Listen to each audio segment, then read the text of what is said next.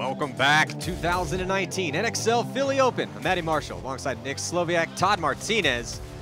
And we have a great set coming at you right now. Edmonton Impact will be taking the field for the first time here at this event. They're going to be taking on San Diego Aftermath. This is Aftermath's second game. They're already in a must-win situation as they got beat up pretty bad by San Diego Dynasty 6-1 in that first match. That's 5 losses in a row right now for Aftermath. They need to step up. San Diego Dynasty and Damage also in this set. They both looked phenomenal in that first game.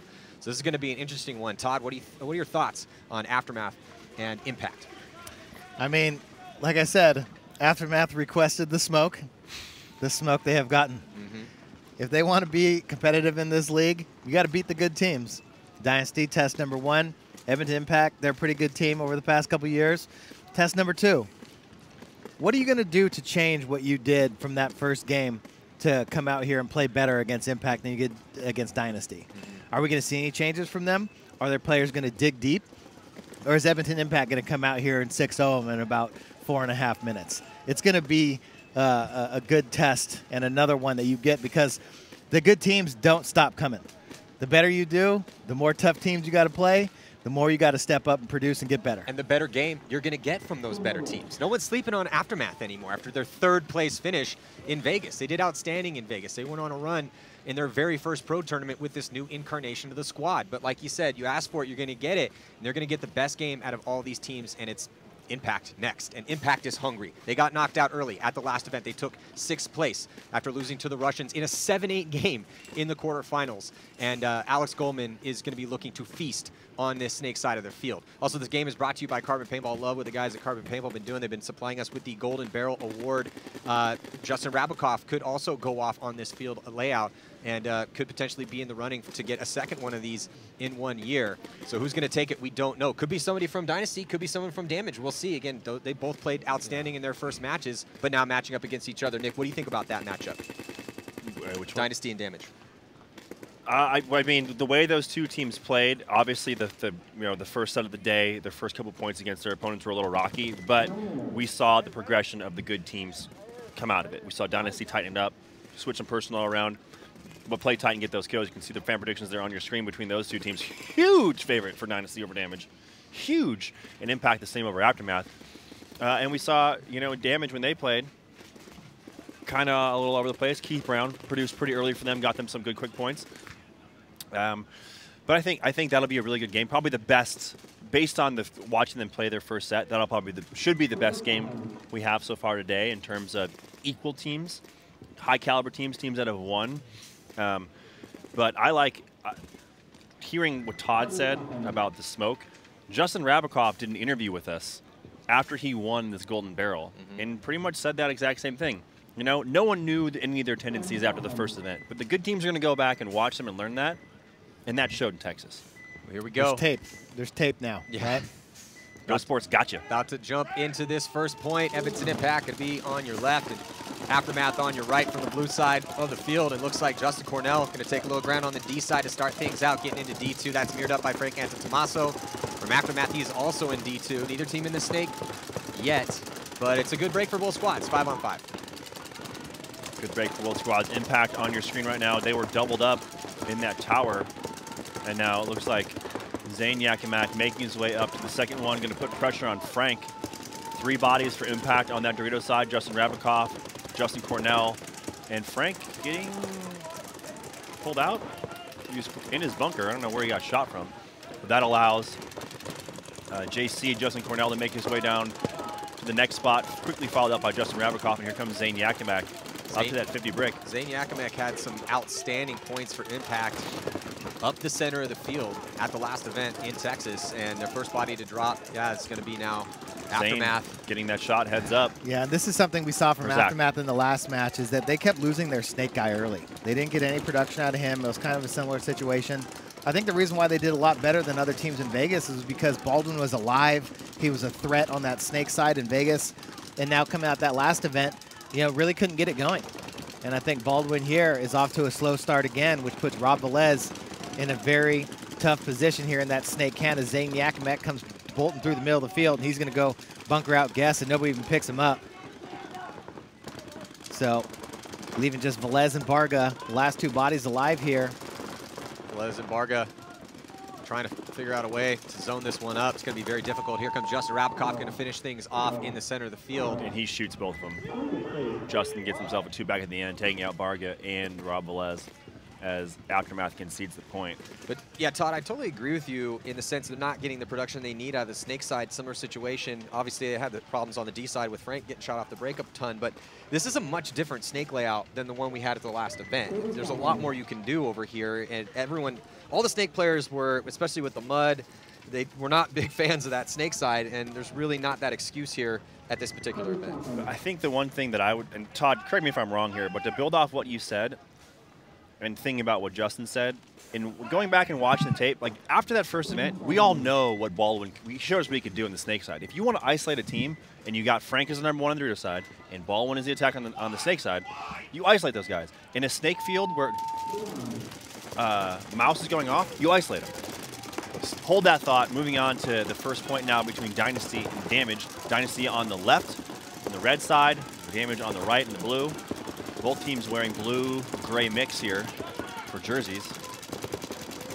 Yeah, Tim Montress taking a little bit of ground in the center of the field. He's at the tower. You see him on split screen breakout. Looking at also a little ground. D2, hot, but sneaking quickly into the mini wall on the D side of the field is Blake Yarber for San Diego Dynasty. He's backed up by Alex Rodriguez. A-Rod had some real good points in the first game for Dynasty.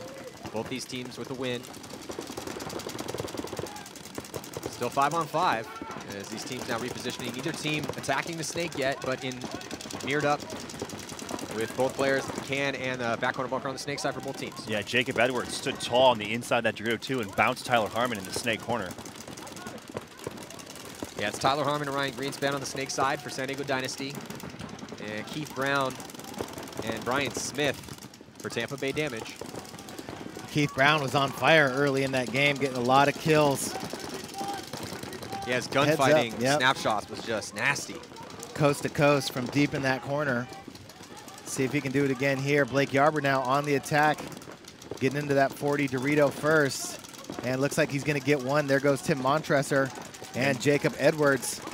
So Blake Yarber putting the pressure, crosses. He's sitting basically at the 50 on the inside. He's going to get Keith Brown with nowhere to go. That's a 3-pack right now for Blake Yarber. Just Brian Smith left alive as Jacob Edwards his shot as well, and he's going to be eliminated. So Dynasty going to win that point 5 alive. Yeah, and looked like Brian Smith got it from both angles as Greenspan put some paint on him, and looks like Blake or A-Rod put some paint on him too. But what a beautiful point there for San Diego Dynasty. It was 5-on-5, but then Blake Yarber clocks in on that D side with at least a 3-pack, it looked like.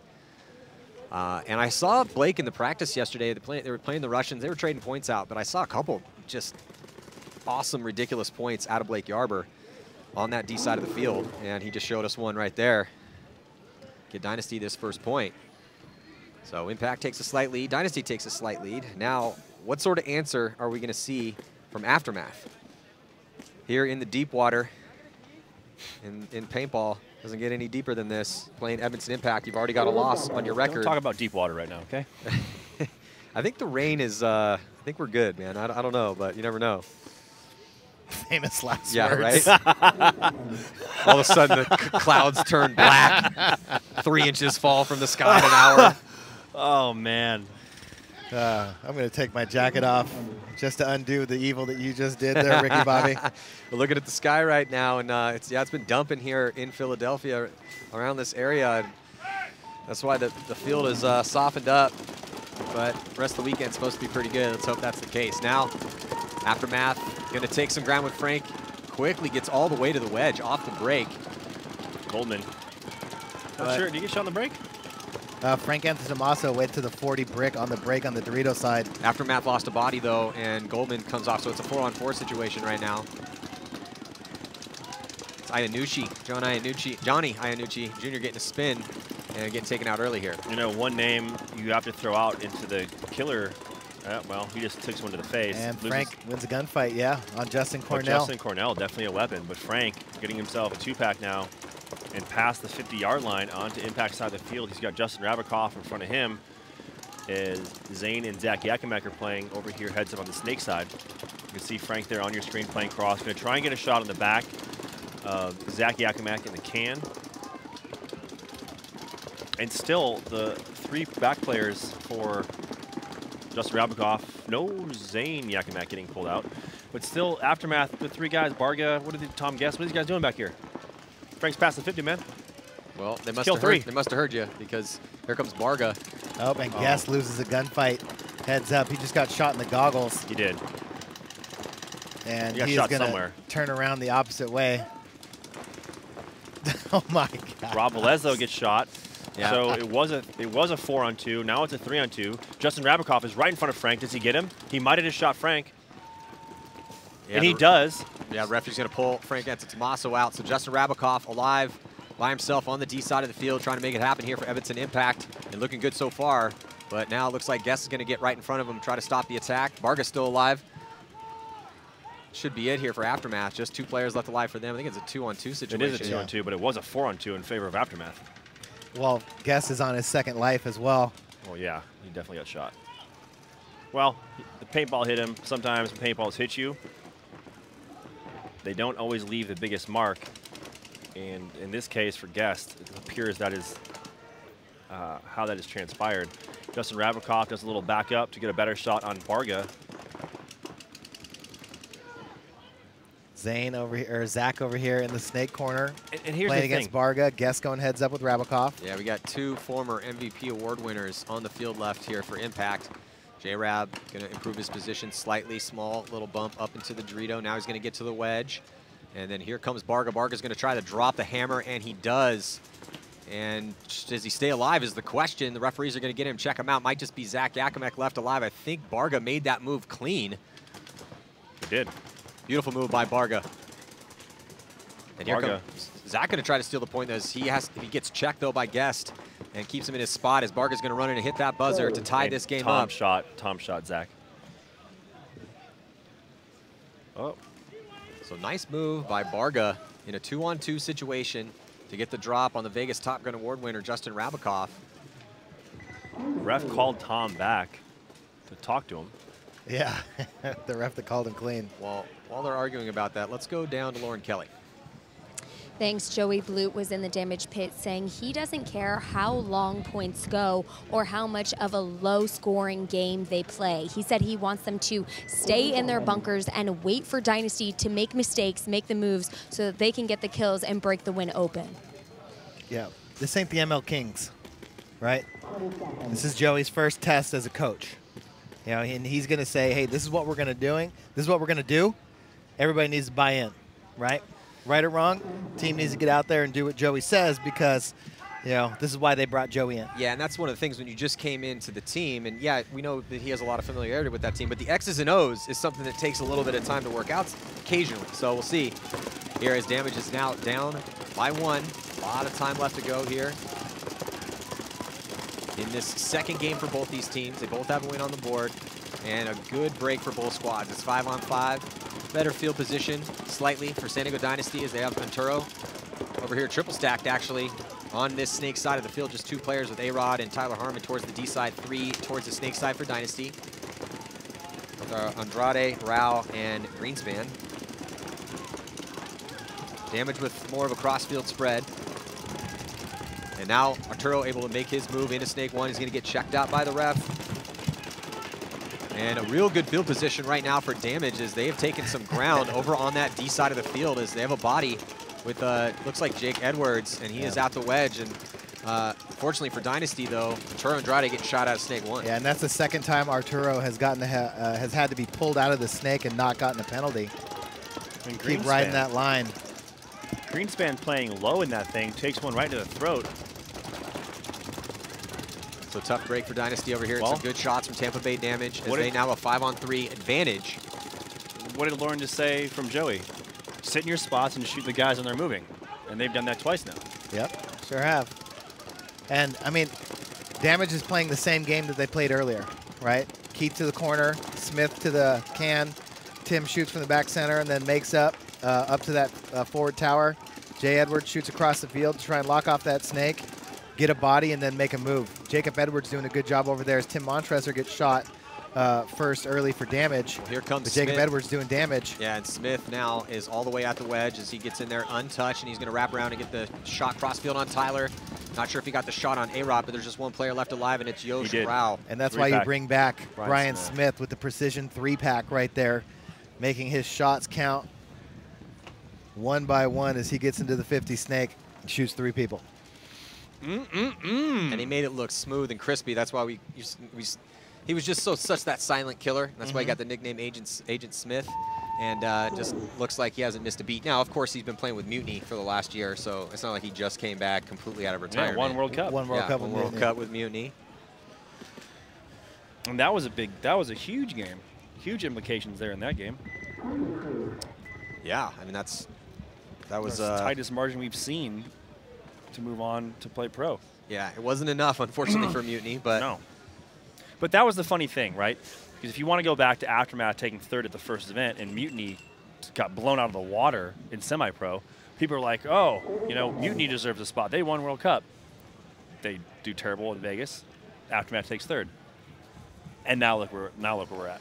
It's weird how it works out sometimes. Yeah. Is Mutiny even a team still? Yeah, are they here? Yeah, absolutely. Okay. Yeah. Well, I just heard they lost a lot of people. people. They're almost a team. J-Mac texts me, and he's still sitting at the airport somewhere. He's been trying to get on a flight since yesterday morning. I'm like, you were way too calm. You're way too calm to still be sitting at an airport somewhere. I lost my mind. 24 hours later. Yeah. Oh. So tie game right now, and on the breakout here, split screen breakout. Aftermath going to double up that back center before flooding a body here towards the snake side, doubling up that can. And we might see a body drop with Greg Sewers off that D side, and sure enough, that is the case. So it is a 1-body advantage here for Aftermath. Unbelievable. Well, Nick Laval does bounce Iannucci filling out to the snake corner on the break. And now we're seeing Frank Tommaso over here on the snake side again, and he gets into snake 1. And now Frank is going to get right to the 40-yard line. Blue wedge, here snake side, and start playing down the sideline. Yeah, his move in there has now had caused Justin Rabikoff to switch his gun and sit on this gap, which is interesting because he could just tell Nick Laval to shoot a bounce shot. But he's not. But nobody's looking at the Dorito side now. Nick right? Laval Nick Laval's got is. that first lane towards the Dorito side, but I mean, you've got Guest up there in that center. Very easily, Aftermath could put the pressure on Laval, you know, and make a move out there as everybody's looking at Frank. Well, we've seen lots of gunfight deaths. Well, all 4 guns now are looking Dorito side. We've seen lots of gunfight deaths. And now it's Frank's turn to go. I think he just shot Justin in the pack. So, like I was saying on the snake side, lots of gunfight deaths and wins over here. And Alex Goldman's going to need a win in gunfight. He's in that back corner bunker, kind of stuck in there. They lose another body with Justin Rabikoff coming off from the center. Frank's now past the 50-yard line. And there's a minor penalty assessed on impact. And sorry, Matty. No, it's all good. No, go for it. How are you going to give Justin a minor because you didn't see him get shot? You know what I mean? You got 2 refs laying in the middle of the field. They need to see Justin get shot. Impact gets an undeserved major there. Minor, you know, like, and that cost them the point right there, or at least a chance to fight back. Yeah, it wasn't really looking that good for him at that point in time. Yeah, but, I mean, geez. Come on now. You're pulling guys out of the snake over here, right, with hits on them that are trying to conceal it, and then a guy over here gets shot in the pack. 2 refs are in the middle of the field, nobody sees it, and he gets a penalty. We'll see here on the replay. So this is with 4 players left alive, but playing on their heels as all the offense was coming from Aftermath. There's Justin getting called out, and then kind of a delayed penalty. Kind of a late minor there thrown on Justin Rabikoff, which cost him another body. They made it a 2-on-5, I believe. Yeah.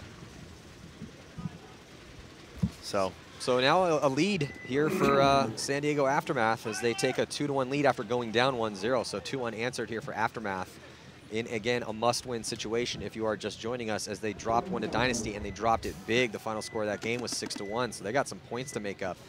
I talked to John Iannucci about this yesterday, and he said, we got a tough day on Friday. If we can get out of Friday 1-1, I'll be happy. Yeah, don't doubt that. But hey, you know what? As we move into this Dynasty damage game, how big of an advantage is it to play that first game and then have to come into a team that hasn't played yet? Get warmed up. Getting warmed up, for sure. So right now, as these 2 teams are already warmed up with wins under their belts, and Jake Edwards. Smith. dead. Well, Smith dead. Jacob Edwards is in decent position, mirrored up with Blake Yarber on the D side, both at the mini wall. Here goes Ryan Greenspan first to go on the snake side as he gets into snake 1. Referee's going to check him out, though. Yep, Jacob Edwards is looking that way, but Ryan snuck underneath his gun. Here comes a running ref towards the snake side as Montresor was able to fill out that way. Still lots of time in this game, but all tied up as Blake Yarber and Jacob Edwards both have good field position on the Dorito side. Ryan Greenspan trying to put the pressure across the field, and on Tim Montresor heads up as Dynasty still has all 5 bodies alive, 5 on 3. Yeah, this is Dynasty's point to win or lose right now as they have that massive 5 on 3 advantage, and now taking some ground with Greenspan. Woo! Jason Edwards fills out to the Dorito corner, slides underneath the Dorito to get inside there. Using the mud to his advantage. Blake Yarber's looking like he wants to make a move there. Top of your screen on the D side as he's up on his feet, using the top of that mini wall to glance at both angles, potentially make a move forward. Greenspan has made his move to snake 3. Yeah, Tim Montresor is the guy that they're really trying to pinch out right now. If they can get him out, it's going to be a free run down that Dorito side. Jason Edwards trying to protect his brother from that corner. And there's Jacob, who was just looking crossfield, worried about Ryan Greenspan in the snake. And there is Greenspan. Snake 3, we're calling that snake 3. The wedge is snake 2. Alex Rodriguez has improved his position behind Blake Yarber. Blake Yarber is now at the wedge, so he's in the best position on that side. Oh, they lose Tim Montresor, so Tampa Bay damage now just down to 2 bodies, and here comes Jacob Edwards trying to make something happen. He's going to run down Blake, gets him clean maybe, but then gets taken out by A-Rod, so nice job by A-Rod to protect. Here comes Yosh Rao, he floods up the center as they just need to find this last body, and it's Jason Edwards. And it looks like Greenspan might have snuck that ball in cross field. Yeah. And nice job by Tyler Harmon, who got that shot on Tim to really blow the snake side open. Yep, standing up tall over that snake side corner, getting a ball in on Tim. Shot him right in the hand. Tim Montresor doing the best he could after losing the entire snake side pretty much on the break. I'm surprised he was able to hold it for that long, but gave his team an opportunity, but going down 2 bodies on the break definitely hurts. Nick Laval letting the hair flow this event out here. He does change his head wraps up a lot. Yeah. Yeah, it looks like the lineup coming out. It's Cornell, Goldman, Laval, Rabikoff, and Zach Yakimek here taking the field for impact. So we've seen a good switch up of people. You know, JC has gotten 3 spins. Greg got 1, but throwing it up between Zach, Zane, Laval. Well, you know, we had talked about how Aftermath was struggling a little bit here on the snake side, and now Johnny Iannucci's coming back out and talking to the Aftermath guys and about maybe getting some other players some spins. They said, yeah, if somebody's not getting it done, we got to get other guys out there. So see if Iannucci can get it done. Well, he gets into the snake 2 on the break, and Frank runs and shoots up and around the corner into the Dorito 3. Rabikoff dropping early. Rabikoff wears it from both sides of the field, it looked like, as he walks off frustrated. Aftermath with a good aggressive push, gets 5 guys alive and in really good field position. Mouse comes out of that snake side corner and gets into snake 1. Well, the first times we've seen him in the snake. He's the corner god. Amen to that. Justin Cornell on the far side of the field is mirrored up with Frank, and now John Iannucci beats Alex Goldman to the wedge. Yeah. Impact is down a body. Which is unfortunate because he definitely had a shot on JC if he was back, and I think he just didn't check it off. Zach Yakimek filling out behind Goldman now. Going to get into the snake corner. Good fill for protect. Cornell is way up out of his spot on the D side at the wedge. Try to get a better angle. No one's put him in yet, so he's just going to stay up and over the top of that bunker. He might move forward here. It's looking like he wants to go. He's got to battle Barga right now to make another move, and Barga can sit there and shoot the outside of his bunker. Rob Velez is going to switch and play that way. If Barga can get out around and behind on the snake side here, be really, really good spots for Aftermath. Well, these are the types of points that if Aftermath wants to continue to be a top team, then they need to win. They are up a body, they're up a point, and they have position, and they let Justin Cornell get across into the blue wedge on the D side of the field at the 40-yard line. I don't think they know that he made that move. And right now, Iannucci is kind of wiling out here on the tape. I was about to say, what is Barga doing in the back center? You know, as he finally jumps out there to a position where he can be effective. But now he and Velez are doing the exact same job. This is a communication that they were struggling with earlier. They got the positions, but, you know, Mouse is about to stand up out of Snake 2 because nobody's really protecting him. Well, I guess over there across the field, Guest is watching over him now. But you get Mouse a split second, he'll be off to the races. Oh, Zach Yakimek takes a bouncer in the forearm from across the field. Yeah, and it looks like Iannucci wants to make a move on the inside. If he makes the move inside, not a bad move because he'll have Nick Laval's back. But it has to be inside because Goldman's playing down the tape right now. Yeah. And here comes Zach Yakimek. He's going to move up a bunker to the insert Aztec on the Snake side. Get a little bit closer to Mouse. Yeah, I think if John can make that move and get the kill on Nick, that's a huge play. And it seems like he picked up the move from Zach. He got that information because he wrapped inside and shot his bunker. You can see Zach Yakimek on the right-hand side of your screen with Alex Goldman on the left. Goldman shooting cross. In the position that Goldman's in with Frank across in that Dorito 3, that is a very open lane between the two of them, and they can definitely gunfight. And all the pressure's on Aftermath here. They're up a body, they're up a point, but Impact has been in this situation or worse a million times. You know, you talk about MVPs on the field, they still have everybody on the field's an MVP. Yeah. Former MVP. I just looked across You know what I mean? and I was like, yeah, you're right. So, you know, these guys are not worried about the situation they're in. They continue to push, they continue to fight, and then there goes that body out of the 50. Justin Huge Cornell. kill, biding their time, be patient. Justin Cornell gets that kill across the field, and now it's up to Velez and Barga over here. And they've been worried. And Mouse is in the Snake 2 by himself. Yeah, and you're not going to rattle Impact. I mean, they've been the best team in the world for 3 years now. And Last Justin year, Cornell Heat snuck it runs through. the tape, bunkers out Frank, blows this game wide open. Yeah. Here comes Tom Guest going to launch, doesn't even check off. He has no JC, idea. that's 3 kills for JC. JC, I have an opportunity right here to get a 5-pack. JC, yeah, Justin Cornell. 4-pack. Wait for it. No, he doesn't get Velez. It's Nick Laval. So what a beautiful job by Justin Cornell. They were down a body, but he stayed alive and slowly but surely pushed forward. And he was the offense for Edmonton Impact in this point. 4-pack. Yeah. Justin Cornell. And I say corner god jokingly about Mouse, you know, because, you know, he had his thing where he was a snake god because he is one of the best guys to ever play the snake. But we've seen him time and time again make snake corners that nobody else can make. Yeah. Right? And then as soon as you sleep on him, because you're looking at Justin Cornell going down that Dorito side, Mouse sneaks into Snake 2 and shoots a bunch of people. Or he sneaks into the Snake when everybody's looking at Justin when you're down a body and you got to have that field position. His ability to read and react and use his burst speed to get down the field and then utilize the information he got on that read and react has been next level, setting the bar. And that's why he's always a threat. So, yeah, I mean, this is, again, that's what you just said. Everyone on the field of those 4 guys is an MVP guy.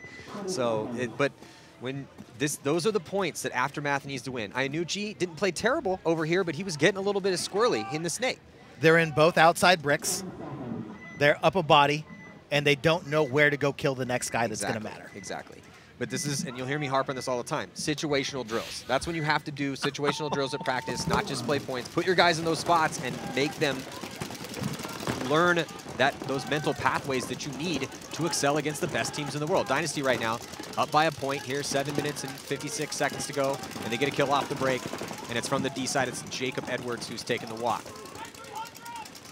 Keith Brown able to get into Snake here quickly. He's in Snake 1. No one in the Snake currently, but here comes Arturo. Arturo gets into Snake 1 to mirror the move from Keith. Keith shooting crossfield, and there goes a body for Dynasty as it's Tyler Harmon dying at a D2. 4-on-4. Yeah, good there. Good job there by Keith Brown. Damage needed a body. They needed something positive to happen for him, and they get that kill wide off the Dorito side. Yosh Rao was able to fill out to that Dorito side corner, which is huge because now they at least still have a body on that side. Arturo's crawling up the field. He comes into Snake 3 with Ryan Greenspan behind him. Yeah, and both Holiday and Jason Edwards have been shooting cross. There's Rodriguez on your screen. He's playing cross from that first tower, trying to slow the attack of Keith Brown for damage in the Snake. Arturo, slightly better field position here for him as he's in snake 3, looking cross field for San Diego Dynasty. Backed up by Ryan Greenspan, who's been having a pretty good tournament so far in a game and a half. Greenspan shooting down the sideline, trying to protect Arturo. Arturo's going to make another move, and he gets out wide to the wedge at the 40-yard line. Referee is going to come and check him out, though. And it looks like Keith Brown is going to get shot, clipped in his goggles from snake 1. Arturo's got to be careful here on the bounce shot as the balls are flooding in from Tampa Bay Damage. He got shot from Greenspan. Keith Brown? Yeah. With the way the snakes, the mini Jason wall, Edwards the wedge. just got shot. You get rid of it? No. Bounce? I think it bounced off of his shoulder. He's looking on the inside, but he's really feeling the pressure from the outside. Yeah, because now Dynasty past the 50-yard line. Holiday's going to get dinked out in the back right here. There goes Brian Smith. Brian Smith gets shot. And that's because Alex Rodriguez is way past the 50-yard line. That's at least a 2-pack for Alex Rodriguez as he shot both Holiday and Jason Edwards. So we're seeing some real solid play from some of the different players here in Dynasty, but A-Rod's had a real good tournament so far as he cleaned that point out to give Dynasty a little bit of a bigger lead. 3-1 is now the score. Yeah, really interesting there when the bodies became even, watching Jason and Dan Holiday play cross from those towers. I'm not sure, like Holiday kind of just got stuck there. He just sat there the whole time. I don't know what he was doing. I know that when Alex made the move up, there was some pressure from the tape side, but he had plenty of time to get up. I like Jacob. I think Jacob's great. But Dan Holiday is smaller and faster and is more aggressive on that Dorito side right now. Hey. You know, I would send Jacob behind Holiday to go clean him up, right? I just think that Damage, you know, trying to cross it up against Dynasty. Dynasty can play the cross-up game all day, too. I was going to say that when we were talking about that earlier. That might be a good strategy for another team, but I feel like against Dynasty, like, you got to go at those guys. You got to put the pressure on them. Who beat Dynasty in Vegas? The Russians. Who beat Dynasty in Dallas? AC Dallas, right? And that was the only game they lost. AC Dallas, Russians beat the brakes off of them by running down the field 5-0. Right, or it might have been 6-1, 5-0, yeah, right? Yeah. And that was the only team. They lost to the Russians twice in Vegas. They beat every other team. AC Dallas, a team known for playing sitting-controlled paintball, went at Dynasty and went up 4-0. Maybe could have been 5-0 if it wasn't for that false start. But then they decided to sit on their lead, and what did Dynasty do? Came right back. You know, you got to know who you're playing. You got to know who's out there. You got to put the pressure on these guys. Mm-hmm. You know, and I think Dan Holiday down that Dorito side, Keith Brown putting the pressure on the snake side, get an early kill. Here goes Mouse all the way to snake 2 on the break. He's going to get in there right away. Frank Anthony-Moss is going to get clapped up. It's Justin Rabakoff, cross shot, confirmed kill. And look at this, Alex Goldman wrapping, dices up Barga. He's going to dice up Eaton. And get the back of Tom's foot. That's 3 kills for Mouse. And they're going to concede, so he's not able to get that shot on Velez, who was the last player left alive here. That was a quick one. As Impact is now going to go up on Aftermath 3-2. That was one of the quickest points we've seen out here without a penalty. That was the quickest point we've seen. Yeah. Well, we just talked about that. You let Mouse get in the snake and don't put any pressure on him. Well, you know, and hats off to J-Rab, great off the break shooting to kill the front, you know, attacker for Aftermath when you don't have anyone in front of you to fight. Well, it took 1 point for Impact to see what Aftermath did and how they got there, and Aftermath was like, hey, that worked, we should try it again. Impact anticipates a similar breakout, and Justin Rabakoff was waiting for it. Still, though, close game with some time left. Justin was waiting for it. Shot the cross shot. Todd said, good job, Mouse in snake. See, Nick, people don't think you know what you're talking about, you know, but I do. Manny and I, we believe in you. Why do you think I come up here and talk to you guys? Because I know no one else down there will listen to me. Here we go. Number 5. Looks like Smith going to get shot on the break. So 5-on-4 right away. Well, 5-on-3 is Jason Edwards gets shot. Jacob Edwards getting checked out. He's clean. I was just going to say, this is a huge point for Damage, down by 2 with 5:38. If they lose this one, they'll be down by 3. We'll see how much time gets burnt off the clock. It's going to be a tall order for them right now, facing still 5 bodies of Dynasty, and Dynasty going to get Greenspan again into the snake. Blake Yarber takes the walk. Ooh, Rodriguez. Thought I saw some spray. Yeah, gunfighting heavy down the wire with Jacob Edwards. As Greenspan sneaks into the 50, but takes one heads up from Keith Brown. Keith Brown on his snap shoot-a-thon today. He owns his tape. Yeah, Keith Brown has been the monster gunfighter on this snake side for all the teams that we've seen so far. Now we're just getting started in the tournament, but we got a lot of more games to come. But Rodriguez has his loader off, his gun engine in his hand, and is trying to get something going here. Was in a gunfight with Jacob Edwards, but now has his gun completely apart, so just 2 bodies really available right now. And smart move by Yosh as he fills back to protect the front of A-Rod. A-Rod looks back at Yosh and gives him the, my stuff ain't working. I got really excited here because now we have a one-on-one matchup on the snake side between Tyler Harmon and Keith Brown. That's the snapshot battle you want to watch. Keith Brown left-handed and A-Rod right-handed. A-Rod gets his gun back together. So now, is it shooting? I haven't seen him engage. He's going to have to load a pod.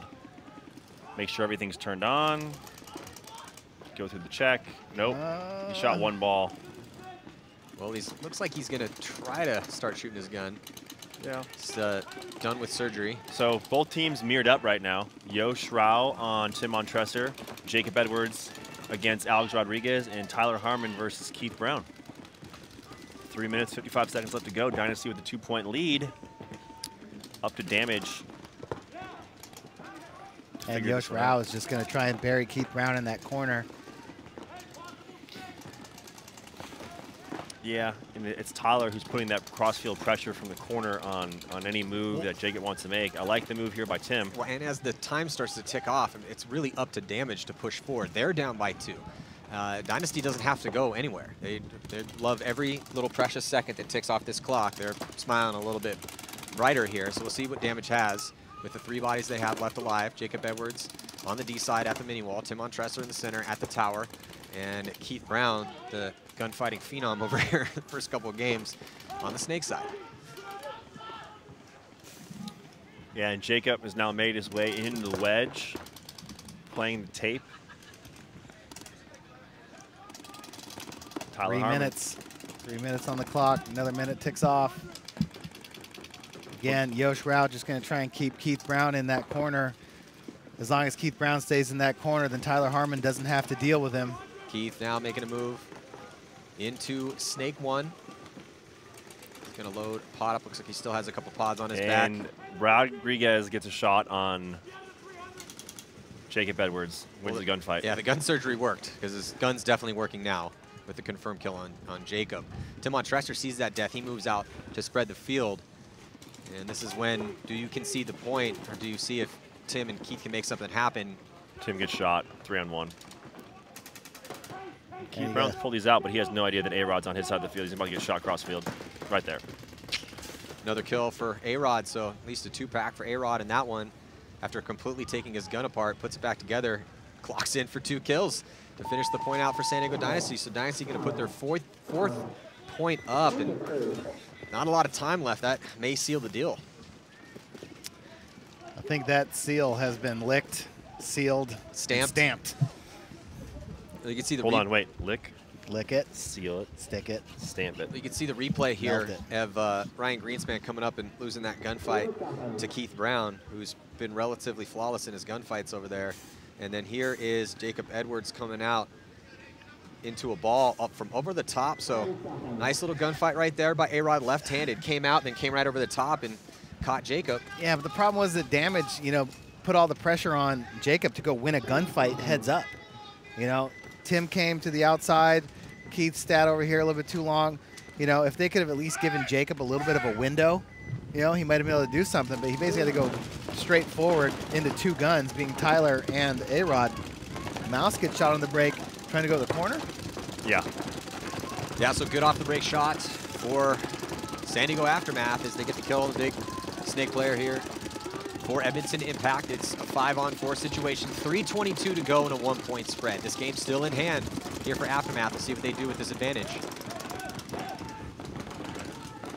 Iannucci asking for a check in the corner. He's still alive. Barga getting it out of that back center. 5 bodies alive for Aftermath. Yeah, and loaded up over here on the snake side as Frank makes his move into the Dorito 1. Aftermath down only 1 point, but have lost the last 2 here in a row. Another one where they have the body advantage on the break. Let's see if they can capitalize. Oh, and Nick Laval gets one whizzed through his wig over there. May have scraped off the front of his loader. Ref saw what we saw. He's going to come over and check. Laval head checks away from another one. So some accurate shots winging in here on Nick Laval. It's the corner. It's John Iannucci who can wrap that and play over the top and essentially blind shoot Nick. That's one of the reasons why that back center towards the snake side is not very good. Aftermath has Frank Antetomaso in a pretty good field position on the D side. And he's looking to make his move forward. He's at the mini wall. Looks like Tom Guest getting another spin out here. And he is at the tower. I mean, the body language right now on impact, aside from Justin Rabikoff now making the move out of the tower, what that'll do, though, is a good move because that'll allow Nick to come there and then shoot cross on the snake side to help out Zach Yakimek. We're just under 2 minutes to go here. And with the one body advantage and loaded up on the snake side, good opportunity for Aftermath to make something happen, but they're playing cross. Well, Velez is now in the snake here. And he's going to be the first attacker for Aftermath. He's at snake 2 at the mini wall. Barger right behind him. Iannucci in the back corner bunker. 5 on 4 still, but only a minute and 30 seconds left. But Aftermath, they only need one to tie. Trying to find a way to move forward. Impact just tucked into their spots and rolling their guns. And they need, I don't hear them talking. These 3 guys over here are all within 30 feet of each other, and they need to be talking and figure out what the, hey, guys, clock's ticking, man. It's about to be a minute. What are we doing? Justin Rabikoff, a lot of paint over his loader, feels all the way back. Tom Guest, though, catches one, and that is not going to help things here for Aftermath. Dies out of his spot at the tower. That evens up the count. It's now 4 on 4 with around a minute left to go here. In Aftermath, they have to push forward. A little dive into Snake 1, and then immediately loses a gunfight to Nick Laval. What a nasty snapshot there from Nick Laval to get a shot in on Barga. But Velez is still alive. He knows he needs to push forward. He's going to get past the 50-yard line. So far untouched. And he's in a good spot right now. See if he can do something with it as all the guns are going to switch to him. Rob gets shot off the bounce shot in the pack. Nice job by JC. The Dorito 2 bounce shot off the pin into their 40. Taking notes. That one worked. That one works. Todd, I got everything you need, man. Just talk to me after the show. Got that. Thanks, Nick. Wow. Beautiful. Rabikoff goes to the blue brick. He guns up and shoots Frank as he pushes forward. But there still is one player left alive, and he's going to trade out with Nick Laval. Nope. But Zach Yakimek, the last body, and he's going to go in and hit that buzzer to put one more point on the board and seal the win up here for Edmonton. Impact, we're going to take this pretty close game 4-2. Oh. That was hard to watch. And that is, I mean, that 2-point spread is the 2 squandered opportunities that Aftermath had, being up bodies with field position. Well, so let's check in with Lauren Kelly. Thanks, coach of damage, Joey Blute. Never sugarcoats anything or puts things lightly, but he hasn't been yelling at anyone specific just yet in the damage pit. He said overall, they're not as good as Dynasty. They're just making little mistakes. He says he doesn't care if it's a 5-on-5, a 5-on-3, a 3-on-5. It comes down to playing smart paintball, and they need to tighten things up. Yeah, they are down by 3 right now to San Diego Dynasty. Losing too many bodies. Some of those points have been close, though. Jeremy Somm looks upset. They haven't even played yet. Usually that's about 12 points in where he's like, ugh. Well, with 2 minutes left to go, we'll see what sort of offense Damage can come up with here. They're going to fly potentially their fastest guy in Holiday. I don't know, Keith Brown might have him, but he looked real fast diving into the mini wall on the D side. Then they're going to send Tim Montresor on a delay to the stand-up tower and then take some crossfield spots. But they need a lot of points, and they don't have a lot of time to work with. They need to go forward. Tim Montresor shimmies his way up to that Dorito brick. Going to play heads up, and this goes back to what Todd was saying earlier. Dynasty can play that crossfield ball just as good, if not better than anyone. And that's what they're doing. So now a real test here for damage. You know, going to say this game's pretty much over, but they need to figure out a learning experience here and how to break this. Oh, Yosh, that was kind of a sloppy fill. Goes out, gets chopped up, although he's been making that move all day long out to that corner for the back center. Jason Edwards shifts over because they lose Keith Brown out of the corner, so it is a 4-on-4. Yeah, Yosh had no idea that Tim had made it up that far into the blue brick. And now with under a minute to go here and still needing 3, this game is going to be San Diego Dynasty's game. Yeah. The question now is just what the point spread is going to be at the end of it. Yeah, Brian Smith gets a good crossfield shot on Alex Rodriguez and takes him out. Ooh, Ryan Greenspan doing the salsa over there in that can, trying to twist and turn to stay safe. That allows Brian Smith to get over here. No one saw him make that move. Oh, nice move by Greenspan. Well, Greenspan uses the blocker of Arturo walks off dead. Greenspan uses his body to block out the shots coming from Brian Smith and gets a shot on him, but it doesn't matter as Holiday is going to cut through. That was dirty. And is able to get a point on the board. Now, Damage won their first game and they won it big. The score is 6-1. Point spread is a huge issue out here. You have 4 games to work with, and point spread will get you in or knock you out if you go 2-2. Damage is going to lose this game, but as it stands right now, with a tiny bit of time left, score 4-2. A 2-point loss is not the worst case scenario here for Tampa Bay Damage. And they have for the day. Who else do they have in their bracket? It's Impact, Dynasty, Aftermath, Damage, and ML Kings. One of those bloodbath brackets. The bloodbath. Yeah, bracket. the bloodbath bracket, the bracket of death. Yeah. So we'll see. Couldn't see as we were watching the chaos with Greenspan and then Holiday running through exactly how much time is left. 31 seconds. 31 seconds. Yeah, which I know would be more than enough time for Brandon Rabikoff to get out there and score a couple points. Wait, what? Brandon Rabikoff? He made it on to, yeah. No?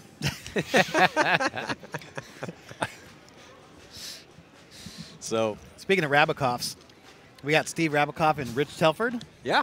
Over doing the divisional games. We have a setup on one of the divisional fields. Yeah, the GI Sports semi-pro field over here, I think. And Steve Rabikoff and Rich Telford. Yeah, if you want to tune in and get that feed, Twitch. You know, on Twitch, that you can see. Go Sports Live, all one word. Search it on Twitch. Give us the details. Yeah, so we've dabbled with Twitch. You know, I spend most of my I don't spend most. Never mind. Gonna get myself in trouble. Twitch. A lot of people play video games, and Twitch is known for streaming video games and all sorts of other things. So Go Sports has gone on there, aired some stuff, tried it out. So you can go on to Twitch.com or just go to Twitch, download the app, create yourself an account, go search Go Sports Live, all one word, and we will be, through GI Sports, who has graciously provided all of the funding, free webcast all weekend long on that field. Yeah, so not as elaborate as you have here with camera-wise, but there are there's commentators and a couple cameras set up free. And we will see Rabikoff and Rich Telford this afternoon here on center court. But let's go check in again with Lauren Kelly. Thanks. I heard you guys talking about point spread earlier, and it's always so important for every team that's here to watch their point spread. They know it's important to getting into Sunday, but actually coming into the first tournaments today, Joey Blute told me he didn't care about point spread. In that first match when they were 6-1, I asked him if they were going to try to run a quick point to mercy him out to have that point spread, and he said he didn't care because he expected them to win all 4 tournaments, so it wouldn't even matter. Obviously, as it appears right now, he's going to have to change his tune on that moving into the matches tomorrow. Yeah, so tomorrow, again, they're in the crazy bracket of death with Impact, and they're going to have Impact in tomorrow, so, and Aftermath. So Keith Brown tries to up and around the corner, gets dinked up in the head from Rodriguez, but Jacob Edwards comes right around and fills that spot untouched and is now wrapping the wedge, trying to win a gunfight on A-Rod. He does win that gunfight, so 4-on-4. Then he gets taken out by Blake Yarber across field. Yeah, good job by Blake to just pump paint through that lane. And he caught Jacob, but Jacob recklessly attacking because they just have no time left. So yeah, Dan Holiday gets a good shot, and that'll do it. So Dynasty going to get the win right now. And that will conclude this set. So thank you guys for tuning in here with us on Go Sports. Stick with us as we have our next set coming up. AC Dallas and Infamous and Revo versus NYX. We heard that was a grudge match. So thanks guys for tuning in. We'll be right back with that set.